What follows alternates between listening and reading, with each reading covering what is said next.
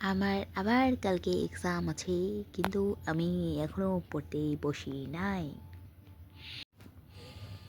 যেহেতু হাইওয়েতে আমি এনবিতে যাই বাবার সাথে গাড়ি করে, তাই আমার একটা হেলমেট দরকার ছিল। তাই আমি আগের দিনই একটা হেলমেট কিনে নিয়েছিলাম। কেনার পরে পরে দেখা হয়ে গেল আমার ভাই আর দিদির সাথে। ওরা দোকানে গিয়েছিল একটু আগেই। ওদেরকে বাই করে আমি আর বাবা চলে গেলাম আমার এনবিউর পথে।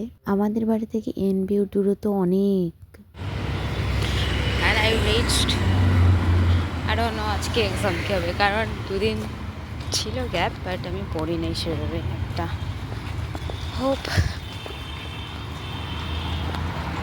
জানি না কতটা লিখতে পারবো কিনা। ওই হোপেই যাচ্ছে, 2 দিন হোপেই গেছে, আজকে ওই হোপেই যাচ্ছে, আর নেক্সট ওয়ান ডে হোপেই যাবে।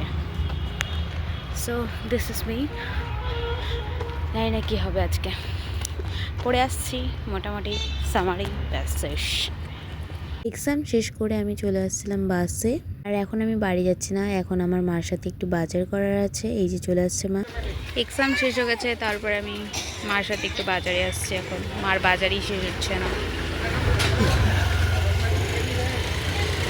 বাজার আর শেষ হয় না। তারপর আমি মাজা খেতে খেতে বাড়ি চলে আসি। Bye, see you in the next video.